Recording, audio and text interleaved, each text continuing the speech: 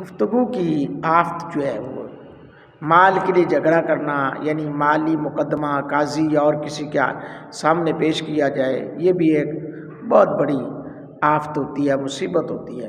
حدیث پاک میں ہے حضور علیہ الصلوۃ والسلام نے فرمایا جو کہ بغیر علم کے کسی سے جھگڑے، اللہ تعالیٰ نے اس سے ناخوش ہوگا جب تک وہ خاموش نہ رہے۔ یعنی ایویں کسی نے کہہ دیا کہ یار تو نہ میری وجہ سے گواہی دے، اور وہ بلا وجہ ہی وہ کسی کی طرف سے وہ گواہ بن جائے اور وہ جھوٹ بول رہا ہے، تو اس کے لیے قیامت کے دن بڑا سخت دردناک عذاب ہے۔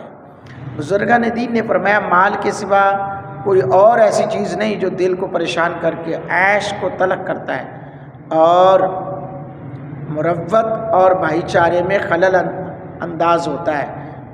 مال ہی ایک ایسی چیز ہے جو انسان کے لیے جو ہے وہ سبب تباہی بنتا ہے۔ اللہ پاک ہم سب کو نبی پاک صلی اللہ علیہ وسلم کے بتائے احکامات پہ عمل کی توفیق عطا فرمائے۔ آمین۔